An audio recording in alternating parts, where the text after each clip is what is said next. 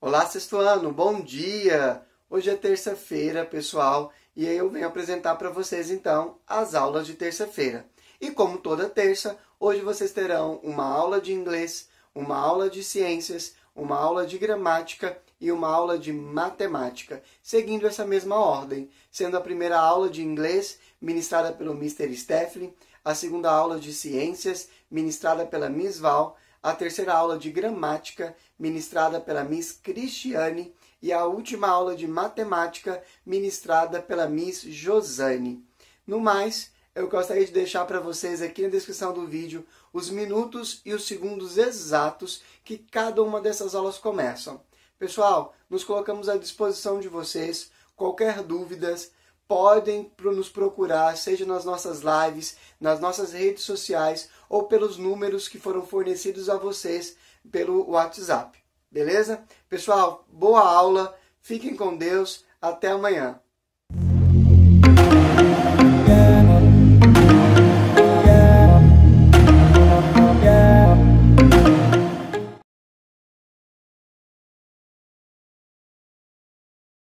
Today's class, in today's video, we're going to be talking about the countable and the uncountable nouns.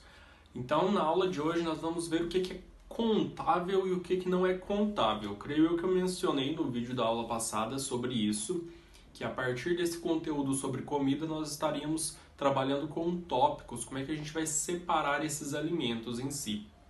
E aí eu tive pensando como é que eu ia organizar esses esquemas e vou separar eles bonitinho, num esquema que vocês vão entender melhor, digamos assim. Então, primeira aula nós separamos os alimentos, nós vimos os alimentos, a tradução daqueles, né, que eu coloquei aqui no quadro. Nós separamos entre vegetables, fruits e other food, certo? Então, nós temos outras divisões, mas essas vão ser as primeiras que a gente vai estar vendo, porque no decorrer, aí a gente vai estar pegando os outros, no sétimo ano, oitavo ano, até o nono ano, a gente vai estar trabalhando com comida também, ok? Então, a gente vai ver hoje o que é countable e uncountable, o que é contável e o que não é contável. Isso é bacana de eu analisar, porque em português vai variar muito do português para o inglês, digamos assim, certo? Muita coisa que é contável em português não é em inglês, a gente tem que analisar um por um, ok? Então, por exemplo, aqui no quadro eu coloquei aqueles alimentos, alguns na verdade, não coloquei todos os alimentos que eu coloquei no quadro na aula passada. Aqui nós temos butter, cauliflower, fries, eggplant, grapes, muffin, shrimps, strawberries, wheat and cheese. Então nós temos manteiga, couve-flor, batatas fritas, eggplant são berinjelas, grapes, uvas, muffin, aquele bolinho que eu falei, né? Shrimps, camarão, strawberries, morango, wheat, trigo e cheese, queijo. Beleza, agora eu vou analisar aqui. Para alguma coisa ser contável para mim, para eu poder contar, eu tenho que pensar assim, ó, 1, 2, 3. Eu quero 3 disso, eu quero 5 daquilo.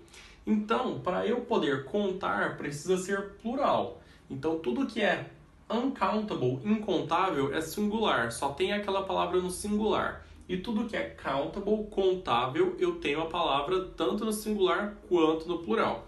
Ok? Example. Nós temos butter. Eu posso contar manteiga. Vamos dar uma analisada. Eu tenho um pote de manteiga. Eu posso contar manteiga? Se eu focar que a manteiga ela vai de líquido para pastoso, digamos assim, certo? Eu não posso contar, eu não consigo contar manteiga. Mas aí quando eu compro no mercado, no pote vem descrito quantos quilos ou gramas tem, não é mesmo? Ou litros. Vamos dizer assim que um pote de manteiga vai ter 380 miligramas.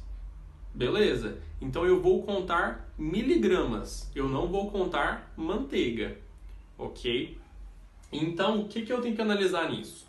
Que tudo que for grain, que é grão, liquid, que é líquido, ok?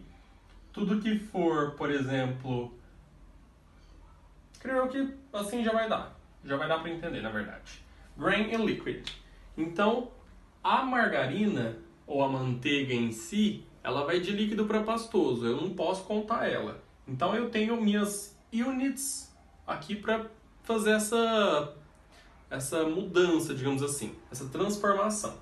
Então eu tenho cups, que são copos, spoons, que são colheres, liters, litros, kilos, quilos, bottles, garrafas, pieces, pedaços, e bem pequenininho eu ainda coloquei slices, que são fatias. Então, para eu poder contar a manteiga, eu poderia falar 2 cups of butter, 2 spoons of butter, 2 liters of butter, 2 kilos of butter, qualquer um desses aqui, ok? Acho que só não slices, fatias e pedaços, right? Mas é uma maneira. Então vamos analisar, lembra que eu falei singular e plural? Que toda palavra que é contável, ela tem plural, e toda palavra que é incontável não tem plural? Butter. Não existe butters, ok? Se eu colocar um S aqui no final, tá errado. Então, eu só tenho o singular dessa palavra, butter. Isso ajuda a entender que ela é incontável. Essa é uma matéria mais complicada de se entender, por quê? Porque vai variar muito, ok? Não tem uma regra para falar assim, todos esses daqui vão ser contáveis, todos esses vão ser incontáveis. A gente tem que analisar um por um, ok? Cauliflower, couve-flor. Eu consigo contar, se eu ter a unidade ali de cauliflower, de couve-flor, igual a gente compra no mercado, na feira, eu posso sim contar, ok? Fries, batatas fritas. Posso contar também, ok? Eggplant, também posso contar. Grapes, também, por mais que seja pequeno, eu posso contar. Muffin, os bolinhos, posso contar. Shrimps, camarão, também. Strawberries, já está até no plural, também. Wheat, trigo. Impossível eu contar trigo, porque trigo é um grão. Então eu não vou ficar contando, 3 grãos de trigo, 5 grãos de trigo. Geralmente a gente compra por quilo, certo? Um pacote com quilo, um saquinho de quilo, ou gramas. Então, volta a ser que trigo é um grain, é um grão, e isso a gente não pode contar. E cheese, já diferente de português, porque, por exemplo, eu posso no mercado, eu posso comprar one cheese, two cheese, digamos assim, um queijo, 2 queijos, porque tem plural em português, ou seja, é contável em português. Em inglês não existe cheeses, eu não posso colocar um S no final, é errado. Assim como o wheat, assim como o butter lá em cima, certo? Então eu não posso contar queijo em inglês. Então para eu poder contar, eu vou ter que utilizar uma measurement unit, uma unidade de medida, ok? Aí sim eu posso contar slices, pieces, ok? E por aí vai. Aí eu tenho outros exemplos. For example, rice, arroz. É incontável, não existe rices, ok? E aí a gente tem, por exemplo, beans, que é feijão. Também não consigo contar feijão. Para eu poder contar essas coisas, eu preciso de uma unidade de medida, ok? E vamos para outro exemplo, café, água, Coca-Cola, tudo isso é incontável, ok? Eu vou beber 2 Coca-Colas. Se eu falo isso no sentido gramatical, está errado, ok? Por quê? Porque Coca-Cola é líquido e não é contável. Então, eu vou beber o que de Coca-Cola? 2 copos, 2 garrafas, 2 litros, ok? Então, eu tenho que entender que eu tenho que adicionar uma unidade de medida para ficar minha frase gramaticalmente correta no inglês, ok? Para eu separar o que é contável e o que é incontável. Então, basicamente essa é a explicação da aula de hoje. Vocês vão entender na prática. Realmente a gente tem que trabalhar, tem que fazer para a gente conseguir identificar ali cada um dos alimentos em si, o que é contável e incontável. E o exercício que eu vou passar aqui agora no quadro para vocês é justamente esse. Vocês vão ter que separar os alimentos que estão ali no quadro entre countable e uncountable, essas duas colunas, ok? E aí a gente faz a nossa correção na live. Então, é uma matéria fácil, é fácil de ser trabalhada, mas tem que ter atenção, beleza? Então, aguardem só um momentinho que vai aparecer aqui no quadro de atividade.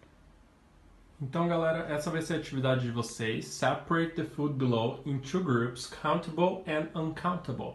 Então, vocês têm todos esses alimentos, vocês vão separar em 2 colunas, ok? Uma coluna para os contáveis, uma coluna para os incontáveis. Realmente, uma vai ter mais do que a outra, mas não tem problema. Alright? Basicamente isso é o exercício. Qualquer dúvida que vocês tiverem, só chamar no WhatsApp. Até mais, galera. Tchau, tchau.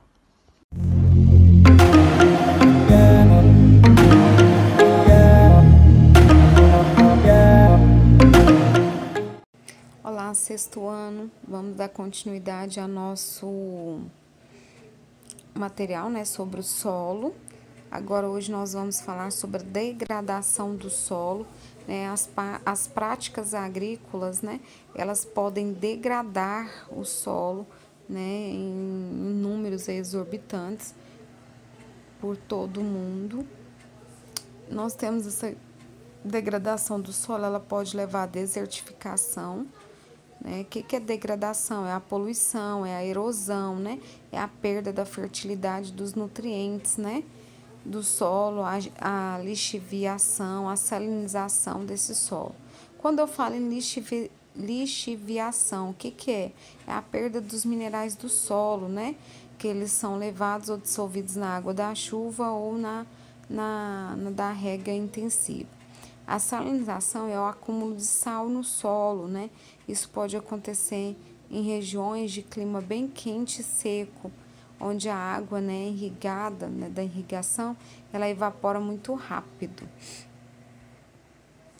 Então, a degradação do solo pode ser um tipo de erosão. Quando eu falo nessa degradação, ela é a retirada dos sedimentos por agentes externos, né? E os principais agentes que vão atuar no desgaste desse solo são as chuvas, os ventos e o ser humano. Outros agentes, né? Correnteza do rio, mar e geleiras, né? Mas a maioria aí que a gente vê é de ação humana. Por que ocorrem as degradações do solo? Meninas, as degradações do solo, né, elas ocorrem por causa da intervenção da ação humana, né? Tem a destruição das florestas, o uso de agrotóxico, né? O intensivo uso agrícola, a expansão desordenada das cidades, a poluição de orgânicos e a poluição de industriais. Então, aqui eu tenho um processo de degradação do solo, lá eu tenho um rio, e esse rio foi tão degradado, né, que ele vai, né, sendo poluído e as árvores vão sendo cortadas, e aí eu vou ter a formação da erosão, porque essa água vai secar, porque eu não vou ter os vegetais para ajudar nesse ciclo dessa água. E aí, onde eu tinha aquele lago, vai ser composto por sedimentos, certo? Então, aí eu tenho a degradação total do meu ambiente. A erosão ele pode ser causada de diversos agentes, né? Os agentes podem ser naturais ou antrópica. Naturais eu tenho o vento, que causa erosão eólica, a água da chuva, que causa erosão fluvial, água dos rios, erosão fluvial, mares, né? Quando as ondas do mar leva através, aí causa, e o acidente a gente coloca como erosão marinha. Geleiras, erosão glacial. Antrópica é aquela provocada pela ação do ser humano, né? Em fazer queimadas, desmatamentos, né? Isso pode levar à desertificação e a erosão contribui também para o aquecimento global. Aqui eu tenho os meus diversos tipos de erosão nos solos. E aí esse processo de erosão, ele contribui para o empobrecimento do solo. Um deles eu tenho um assoreamento, que é o depósito de acúmulo de sedimentos nos cursos d'água. E isso provoca a retirada, provocado, gente, porque retira a vegetação da margem do rio. E aí que segura o solo, esse solo vai para dentro do rio e ele fica raso, né? Intransitável praticamente. Desmatamento é a retirada da vegetação natural, que vai favorecer o desgaste acelerado do solo, e as queimadas que provocam a extinção dos nutrientes, né, que compõem essas camadas mais internas do solo. A exploração excessiva, né, o solo muito utilizado, principalmente na monocultura. Aí, quando eu uso para uma cultura, só ele vai perdendo nutrientes. E aí, eu tenho que fazer uma rotação de cultura depois. A lixiviação, né, consiste na varredura dos nutrientes, dos minerais leves pela enxurrada, diminuindo o poder da reestruturação do solo e favorecendo aí os grandes produtores. As atividades humanas que são responsáveis pela degradação desse solo. De azul bem clarinho aqui, em torno de 35%, eu tenho um excesso de pastagem, que eu retiro a vegetação e coloco animais, né? Usado aí na pecuária. De azul escuro, cerca de 30%, eu tenho desmatamento, né? De azul céu, eu tenho agricultura, 28%. 7%, né, coletado de lenha para combustível. E aí 1% segue a indústria. Aí eu tenho a vossoroca. A vossoroca são incisões com larguras e profundidades superiores a 50 centímetros e causadas por mecanismo de desgaste na superfície do solo, né? É chamada de erosão hídrica, né? Nós também ouvimos falar em erosão eólica, né, que é pelo vento, e pluvial, que é pela chuva. Eu quero que vocês façam as atividades do livro da página 68 para mim, e na próxima semana eu termino o desgaste do solo, né, que aí eu vou para a poluição, tá ok? Beijos e até a próxima aula.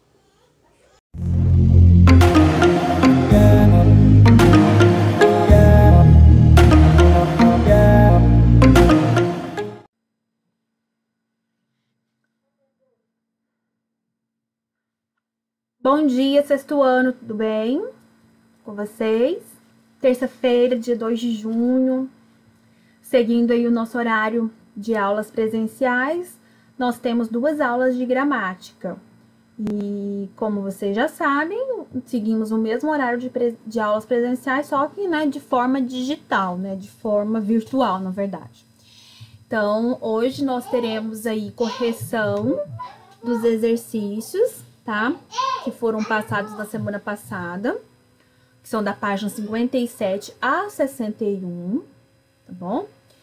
E depois nós temos aí os da página 79 para responder até 82. E para casa, os exercícios da página 83 a 85, tá bom? Então, agora, no primeiro momento aí das nossas aulas, né, que são 2 aulas nós temos aí toda terça-feira, nós teremos aí a correção dos exercícios, que começam na 57 e vão até a página 61. Então, vamos lá, meninos. Nós começamos até a falar um pouco sobre esses exercícios aqui. Eu já tinha explicado eles durante a videoaula da semana passada e também durante a live. Então, agora nós iremos corrigi-los, tá? Leia atentamente a sílaba. Leia atentamente a parlenda a seguir. Minha mãe mandou bater nesse daqui. Mas como eu sou teimoso, vou bater nesse daqui. É aquela brincadeira que vai bater na palma, mão. Acho que vocês conhecem. Você já conhecia essa parlenda? Em que situações geralmente é recitada? Então, normalmente, é uma riminha, né, infantil, né? Ela é fácil de ser memorizada e ela normalmente são cantadas aí, né, durante as brincadeiras aí que as crianças fazem quando precisa fazer uma escolha, né? Ah, tem 3 opções aqui de bolachas, por exemplo. Chocolate, baunilha e morango. Aí você vai fazer essa brincadeira aí pra mamãe, né, minha mãe mandou bater nesse daqui, mas como eu sou teimosa, vou bater nesse daqui. E aí você escolhe. Então, é utilizado para essa finalidade. 2. Leia em voz alta como é pronunciado o primeiro verso. Minha mãe mandou bater nesse daqui. O que essa divisão das palavras indica? Então, indica o quê? Como a parlenda é pronunciada de modo pausado e melodioso, de forma a acompanhar os gestos de apontar ora um ou ora outro. Então, é minha mãe mandou. Então, cada opção que você tem para escolher é uma sílaba pronunciada dentro da parlenda, né? Então, minha mãe mandou, tá? Então, cada sílaba é pronunciada em uma das opções aí de escolha. Terceiro exercício. Reescreva as outras duas partes da parlenda, fazendo a divisão das palavras de maneira como elas são pronunciadas. Então, aqui nós vamos fazer divisão silábica. Mas, como eu sou teimoso, vou bater nesse daqui. Pronunciou-se a divisão silábica e foi feita também a forma como que ela é escrita. Então, é o que você vai colocar aí na sua resposta. Nós estamos falando de divisão silábica, né? Nesse primeiro momento aí.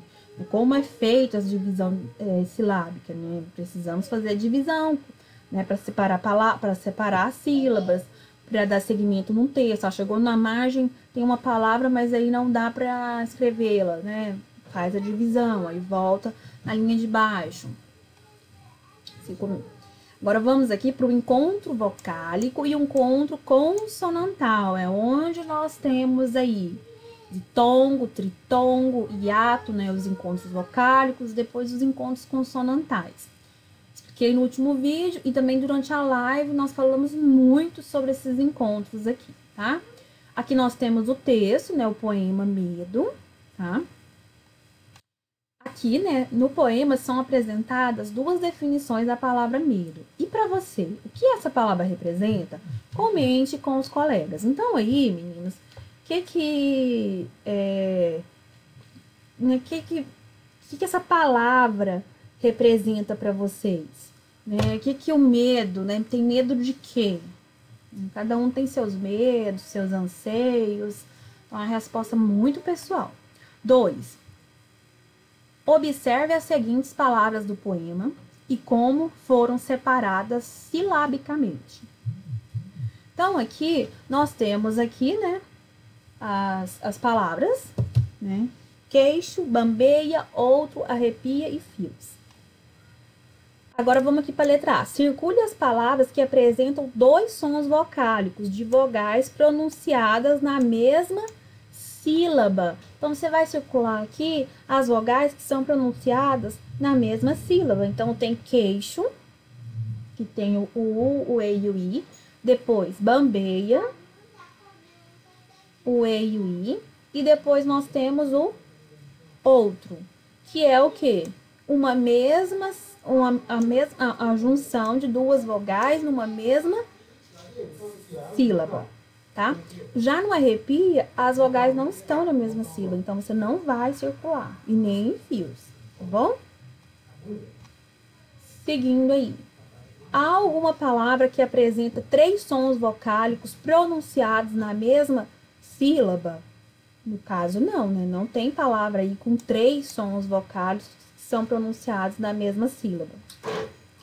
Aqui tem a retomada aí, né, dos conceitos aí dos fonemas vocálicos, né, ou seja, dos encontros vocálicos, ditongo, tritongo e hiato. O ditongo, nós temos aí a junção, a união de duas vogais na mesma sílaba. O tritongo, próprio nome já te induz a identificar o que seja. Nós temos três vogais pronunciadas na mesma sílaba. E o hiato é o encontro de duas vogais, porém, quando é feita a separação silábica, cada uma fica em uma sílaba. 3. Classifique as palavras da atividade 2 em ditongo ou hiato. Então, nós temos aí a palavra queixo e bambeia, que é composta por ditongos.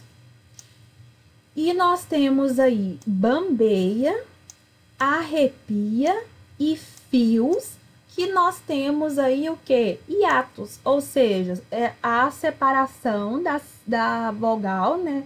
Cada vogal fica em uma sílaba. E aí o queixo e o bambeia, né?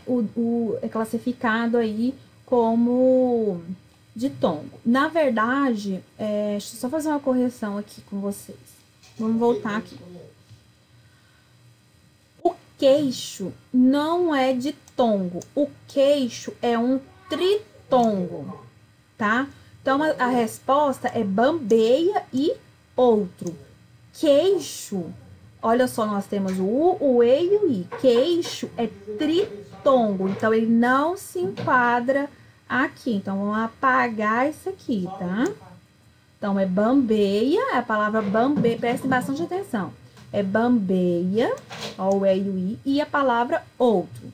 Queixo, não, queixo é tritongo. Tá?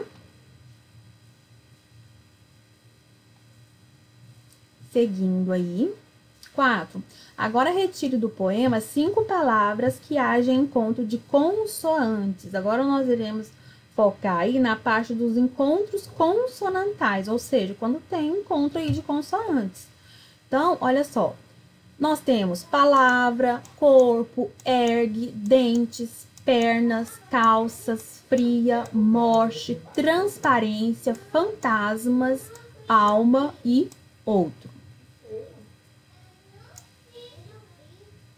E aí, aqui nós temos, né, como elas são separadas. Aqui, né, durante a nossa live, eu comentei com vocês sobre o encontro consonantal perfeito e o imperfeito. Então, quando nós temos aqui a junção de duas consoantes na mesma sílaba, é o encontro consonantal perfeito. E quando há separação das consoantes, ou seja, quando uma consoante fica numa sílaba e a outra consoante em outra sílaba, é chamado de encontro consonantal imperfeito. E aí aqui tem um breve comentário sobre o encontro consonantal, para não confundir com o dígrafo, que eu expliquei para vocês na aula passada. Ou seja, dígrafo, só é dígrafo quando as duas consoantes têm o mesmo som. Olha a palavra assim. A palavra assim tem o encontro de duas consoantes, só que não é encontro consonantal, é dígrafo. Por quê? Porque pronunciou apenas uma consoante. E já no encontro consonantal, as duas consoantes são pronunciadas. 1. O poema a seguir fala sobre alguns seres que causam medo. Leiam. Então, aqui vocês já leram, né, para fazer o exercício. Então, a gente já vai passar para a correção aqui embaixo. A. Descubra quais das palavras a seguir apresentam encontro consonantal e faça separação silábica delas. Então, aqui você vai pegar que tem encontro consonantal. Então, aqui, ó, nós temos tremem e segredo. No tremem, nós temos o encontro do T e do R. E na palavra segredo, nós temos aqui o encontro do G com o R. Ambos são o quê? Encontros consonantais perfeitos. Ou seja, as consoantes permanecem na mesma sílaba, né?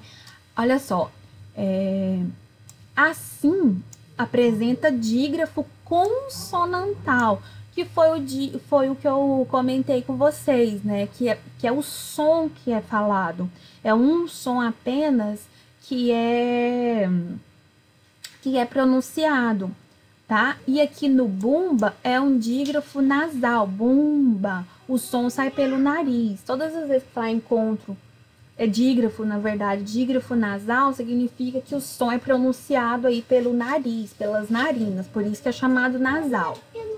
Vem de nariz. B. Leia as definições abaixo e associe as palavras do poema a que elas se referem. Essas palavras possuem encontros consonantais, tá? E não se separam na divisão silábica. 1. Algo que é secreto e não pode ser revelado a ninguém. Nome dado a seres ou coisas horríveis, pavorosas, muito feias. Agitar-se fisicamente em razão de algum medo ou forte emoção. Então, olha só, número 1, o que é esse algo secreto? É um segredo. 2, né, nome dado a coisas horríveis, o monstro. E, né, de agitação vem de tremem. C. Identifique em cada estrofe do poema as palavras que apresentam encontro vocálico. Então, na primeira estrofe, nós temos aí miasmas, coisas e estórimo. Desculpa. Na segunda estrofe, não tem nenhum, tá? Na terceira estrofe, noite, paura e coisa. E na quarta estrofe, nós temos meu e são. Agora aqui, seguindo a correção. Opa.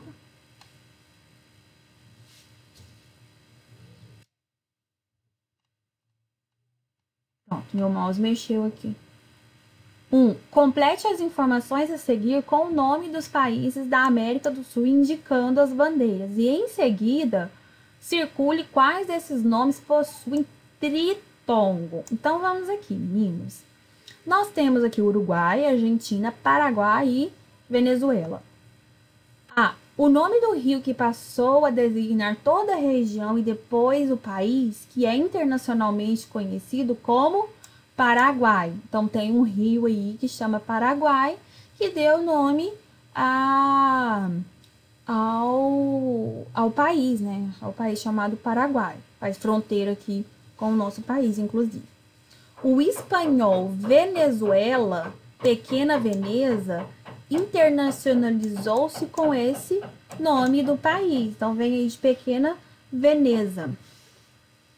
Aí, pede o seguinte, para você circular os nomes que tem tritongo. Então, Venezuela não tem tritongo. Paraguai, sim, tem tritongo. Foi até o exemplo que eu utilizei para explicar esse conteúdo durante a live dessa semana. Semana passada. Vou confundir. Tá? Seguindo aí. A República Oriental do Uruguai é o menor país da América do Sul. Então, Uruguai tem tritongo. O A e a letra I, vogal I.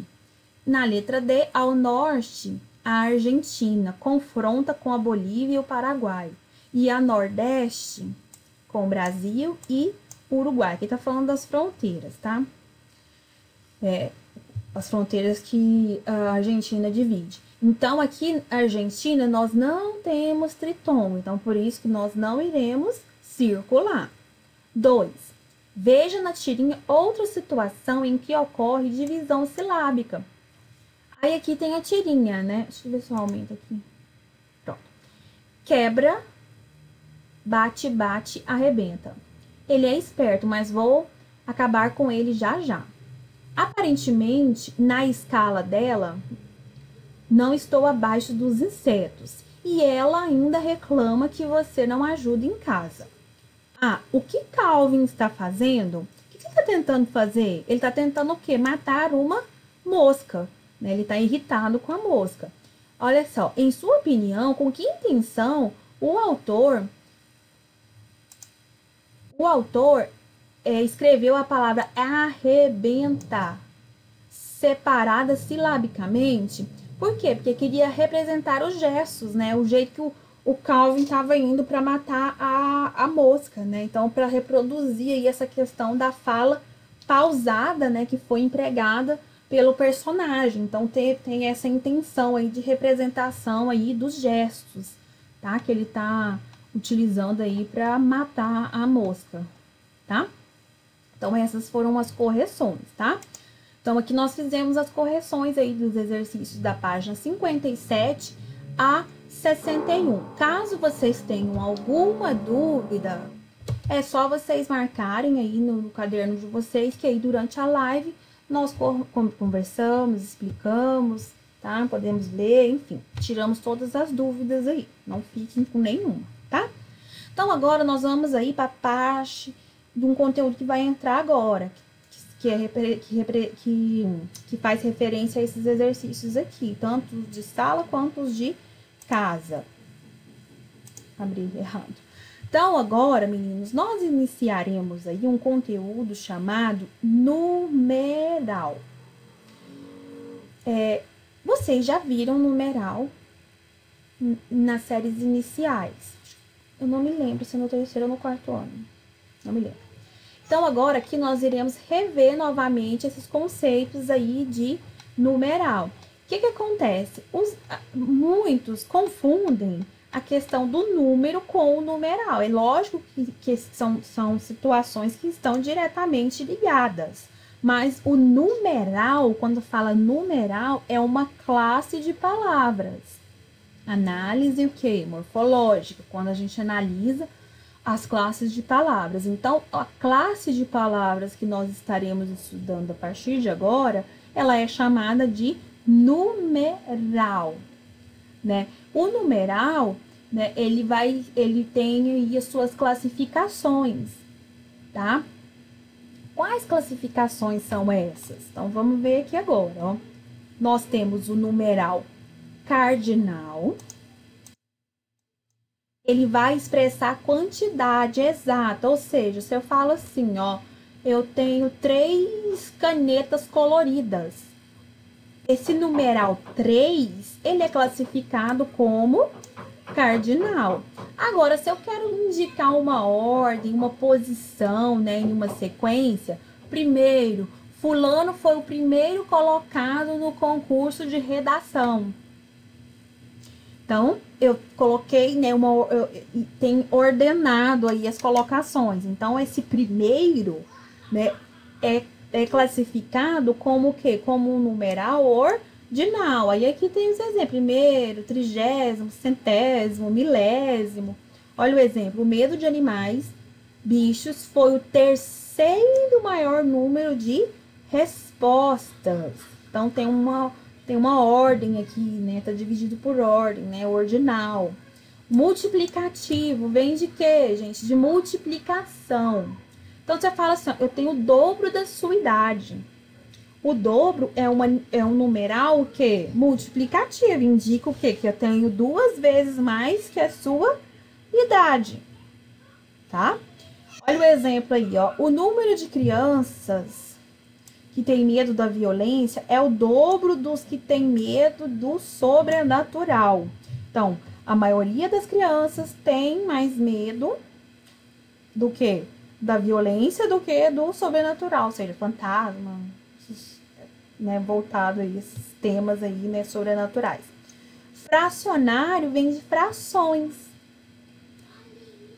Indica o número de vezes pelo qual uma quantidade é dividida. 1/3, 1/2, metade. Então, eu quero metade da pizza. Então, metade é o numeral que? Fracionário. Eu tenho terço, eu tenho 1/3 de uma garrafa de refrigerante. Ou seja, esse 1/3 é o quê? É um numeral fracionário. Aí aqui tem, né? É a forma com que é dividida. Então, tem meio, metade, terço. Olha o exemplo. Das crianças entrevistadas, pelo qual... das crianças entrevistadas, as que têm medo de sobrenatural, fantasia, 14%. De animais, bichos, 15%. E de morte, doença, 21%. Totalizam 50% dos medos em destaque. Isto é, metade do público entrevistado. Então, metade é o numeral que? Fracionário. Ou seja, ele indica como que a quantidade foi dividida. Ó, vamos voltar aí, ó. Numeral cardinal, ele pode até sublinhar aí, ó. Ele expressa a quantidade exata. Eu tenho 30 anos. 30 é um numeral cardinal. Agora, se eu falo aqui dentro do ordinal, eu fui a 3ª colocada. A terceira ou terceiro indica uma ordem. Então, ele é o numeral ordinal, que está colocando a posição, né, dentro de uma sequência. Multiplicativo, eu tenho triplo da sua idade. Então, eu tenho a quantidade de vezes aí que foi multiplicado. Então, pegou a sua idade e multiplicou por 3 vezes. Eu tenho o numeral fracionário. Eu tenho 1/3 da sua idade.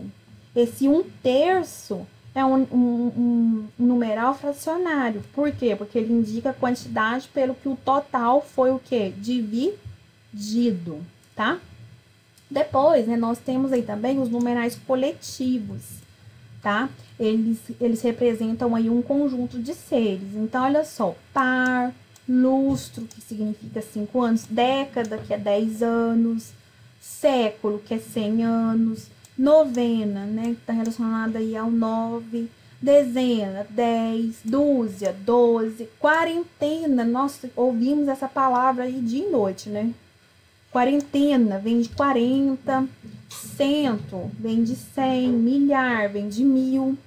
Então, aqui são as classificações dos numerais. Esse aqui é o início aqui do nosso conteúdo aqui dos numerais. Nós iríamos falar sobre isso durante a live. Eu vou colocar outros exemplos e outros materiais para estudo, mas isso durante a live, tá? Materiais complementares. Eu tô intercalando, eu tô colocando material complementar no vídeo uma semana e depois na outra semana na live, para que todos, né, que estejam acompanhando possam interagir, participar e, né, ter fontes aí de pesquisa, tá? E participarem também da live, que é importante. Então, aí falamos aí sobre essa classificação. Aí aqui, meninos, nós temos aqui uma tabela, né, que põe aí essa representação aí dos numerais. Então, aqui nós temos os algarismos arábicos, que mais utilizamos. Depois, nós temos os símbolos romanos, que muita gente tem dúvida, tá? Aqui vai de, né, tem aqui o arábico e em seguida tem ele em romano, né? Ah, então como que é 100 numeral romano, né? Representado pela letra C. Como que é 50? Representado pela letra L. Aí depois nós temos os cardinais, tá? Que seria assim, ó. Os cardinais é a escrita dos arábicos, é como ele é escrito, como ele é pronunciado. E os ordinais é o das colocações, o posicionamento diante aí de uma sequência. Ah, eu fiquei em 50ª colocação, né? Fiquei na posição de número 50, tá? Seguindo aí, nós temos as flexões dos numerais. Aí aqui tem os exercícios, né, que vocês vão fazer a flexão. E antes de a gente passar para os exercícios, eu vou comentar aqui com vocês essa explicação. Opa. Olha só, alguns numerais cardinais podem flexionar em gênero. Gente, o que é gênero? Feminino e masculino. Então, toda classe de palavras que falar que ela pode flexionar em gênero, significa o quê? Que ela pode passar para o feminino ou para o masculino. Então, olha só, 200 meninos, 200 meninas. Então, o numeral concordou com o substantivo.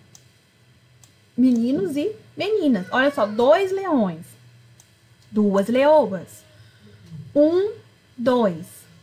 E as sentenças a partir de 200 flexionam em gênero, ou seja, apresentam também forma feminina. Então, olha só, 1, 2 e as centenas a partir de 200, elas vão flexionar em gênero, ou seja, masculino, né, apresentam aí a forma feminina, tá? Os demais cardinais são invariáveis, ou seja, eles não vão passar para o feminino nem para o masculino, eles vão ficar do jeitinho que eles estão. Então, numeral 3, ele vai ser 3 sempre, o resto da vida, não vai mudar. 15 do mesmo jeito, 100 do mesmo jeito, tá? Já os numerais ordinais possuem forma feminina e masculina. Então, olha só, primeiro homem, primeira mulher, quinto filho, quinta filha. Então, o numeral concordou com o substantivo. Isso nós estamos falando na concordância de gênero, que é o quê? Feminino e masculino. Aí aqui. Existem também os numerais cardinais, que se flexionam em número. Como é que funciona isso, prof? Olha só, como milhão, bilhão e trilhão. Olha só, exemplos. 1 milhão de habitantes. 1 milhão. O milhão está fazendo referência a 1, tanto singular. 2 milhões de habitantes. 2 representa o quê? Plural. Então, 2 milhões. Aí a regra vale para bilhão e para trilhão e para trilhão também, ó. 4 trilhões. 4 é plural, é mais de 1. Então, vai o numeral trilhão, ele vai passar para o plural, vai ficar trilhões. Seguindo aí, né, nós temos o numeral substantivo e numeral adjetivo. Como isso funciona? Vamos ver aqui. Olha só. Como vimos em algumas situações, o numeral pode substituir um substantivo. Nesse caso, ele é chamado de numeral substantivo. Então, olha só, uma, né, coisa, porém, vale por 100. Né? O numeral que acompanha um substantivo, ele vai receber o nome de numeral adjetivo.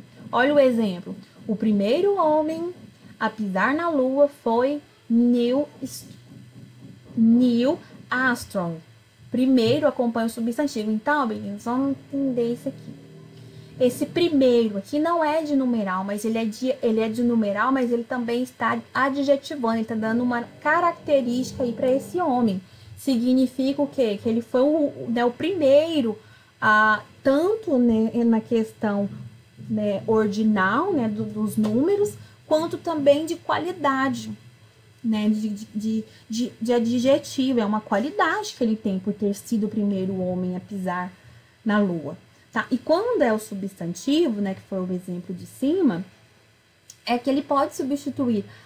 Quando fala assim, uma, né, eu queria uma coisa. Essa coisa é substituída aí pelo uma, que é um numeral substantivo, tá? Não se preocupem, não se desesperem, porque nós iremos aprofundar mais ainda todo esse assunto aqui dos numerais. Hoje é só o princípio, tá? Seguindo aí nós temos os exercícios, tá? Para vocês fazerem. São exercícios relacionados a essas explicações que eu passei aí para vocês, tá? Com relação aos numerais, tá? Tudo aqui é voltado aí para numeral. Os exercícios vão até aqui, ó, até a página 85, tá? São os exercícios de casa e de sala, para vocês estarem fazendo aí essa semana. Então, essa semana não tem lista de exercícios, tá? De gramática. Os exercícios que vocês estarão fazendo são esses aqui do livro, tá bom, meninos?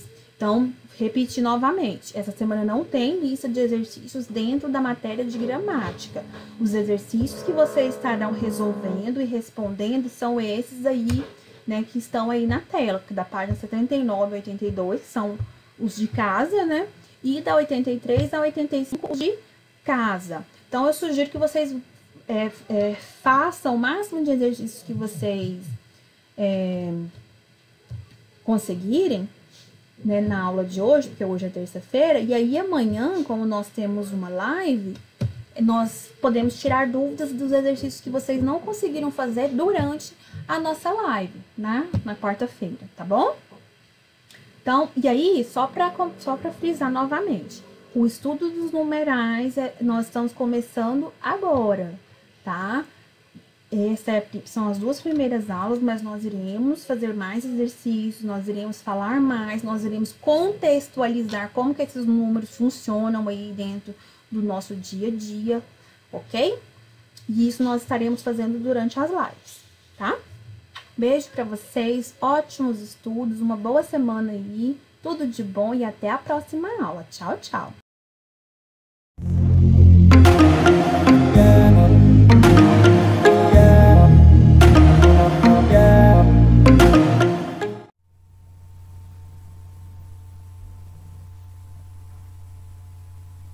Bom dia, meninos!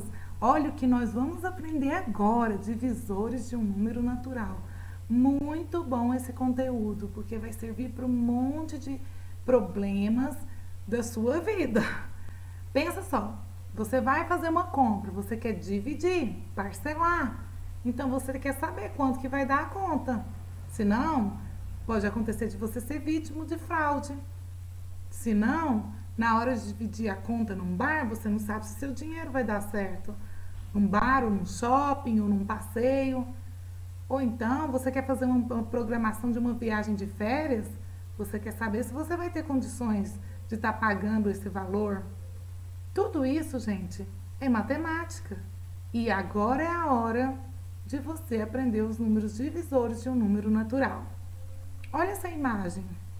Aqui nós temos 12 dividido por 3, que é 4. O que significa? Significa que eu peguei 12, uma quantidade total, e reparti em blocos de 3 em 3. Veja só, 3 na primeira coluna, 3 na segunda, 3 na terceira coluna. E eu precisei de mais uma 3 para poder estar dividindo o número total de 12. Ao todo, quantas colunas deu? Deram, né? 4 colunas. Então, muitas crianças têm dificuldade sobre divisão, porque não entendem o que é dividir. Dividir é a mesma coisa que distribuir e repartir. É muito simples depois que você pega o jeito. E olha só, se você quiser fazer a multiplicação, facilita. 12 dividido por 3 é a mesma coisa de pensar em qual número que multiplica por 3 que daria 12. Olha lá na tabuada do 3, da multiplicação. 3 vezes quanto que dá 12? Ah, do 4. Pensando assim, de forma contrária, é muito mais fácil você encontrar os divisores e os múltiplos de qualquer número. Vamos ver. O que já vimos até aqui? Estudamos múltiplos de um número natural e vimos que para saber quais os números múltiplos de algum número natural, basta fazermos a tabuada de multiplicação dele. Repeti isso em várias videoaulas e também na live. Foi muito boa a última live, porque todo mundo participou descobrindo os múltiplos dos números que eu estava pedindo. Agora, olha só, os múltiplos de 2 são 0, 2, 4, 6, 8, 10, assim por diante. O que está acontecendo? Está pulando de 2 em 2. Esses são nada mais, nada menos do que a resposta, ou seja, o produto da tabuada do 2. 0 vezes 2, 0. 2 vezes 1, 2. 2 vezes 2, 4. 2 vezes 3, 6. 2 vezes 4, 8. E assim por diante. Agora vamos ver os múltiplos de 3. São 0, 3, 6, 9, 12, 15, 18, 21, 24, 27, 30, 33, 36, 39. Olha esses 3 pontinhos, significa que continua até o infinito. Porque eu posso sair multiplicando 3 por qualquer número que eu vou ter uma resposta. Também aprendemos a verificar o mínimo múltiplo comum, que pode ser apresentado com uma siglazinha aí, ó, MMC, no minúsculo, entre 2 ou mais números naturais. Para isso, precisamos verificar o menor múltiplo comum ao 2 e o 3, por exemplo, com exceção do 0. Veja lá, entre os múltiplos de 2 e de 3, quais são os que são comuns? Primeiro vamos ver só os que são comuns. Olha, tem o 0, o 6, o que mais? O 12, o 18, o 24, não é isso? Olha só, comum. 0, 6, o 12, 18, 24. Teríamos mais se tivéssemos continuado. Agora eu pergunto quais são os menores. É o 0 e o 6. E assim, nessa ordem, 12, 18, 24. Quando eu falo de mínimo múltiplo comum, eu vou excluir o 0, porque o 0 ele é múltiplo comum a todos. Eu quero saber qual é o próximo. O mínimo múltiplo comum somente desses números. Entre 2 e 3 é o 6. Tem dúvidas? Assista as últimas aulas e participe das lives extra. Pode entrar em contato comigo por esse telefone aqui, ó, 99 1475-084. Sabe por quê?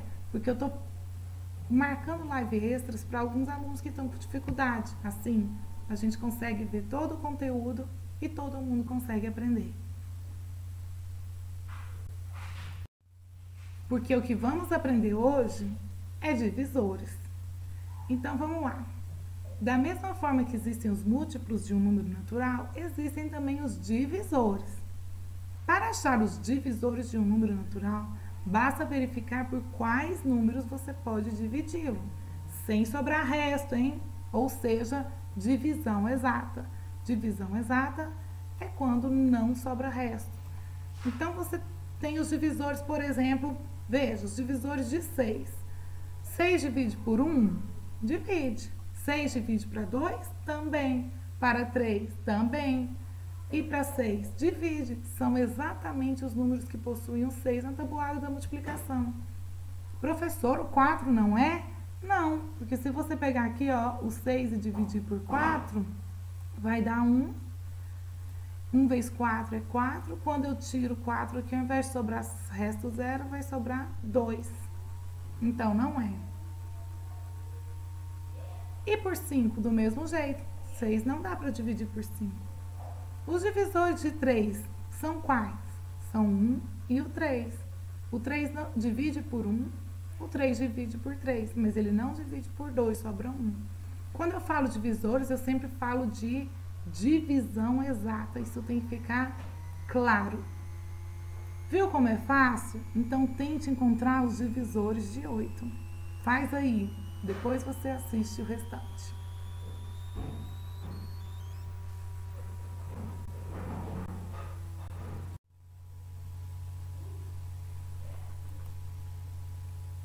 Vamos fazer os divisores de um número natural que eu pedi para vocês, o 8. Olha, quem acertou 1, 2, 4 e 8, parabéns, já conseguiu pegar a ideia. Olha só, eu vou simplesmente pegar o 8 e tentar dividir por todos os números. 8 divide por 0? Não, gente, isso aqui é uma inconsistência matemática. Nunca dividirás por 0, tá? Não tem como eu repartir para 0. O número sempre fica inteiro. Então, vamos dividir para 1. Tem como eu pegar 8 balinhas e dividir para uma pessoa? Tem. Com quantas ela fica? Com 8. Veja que 8 vezes 1 é 8. E se eu tirar 8 aqui, sobrou 0. Opa, então realmente 8 é dividido por 1. Ou seja, 1 é divisor de 8. Agora vamos ver se o 2 é divisor de 8. É só ver se essa divisão aqui dá exata. Que número que eu multiplico por 2 que dá 8? O 4. 4 vezes 2, 8.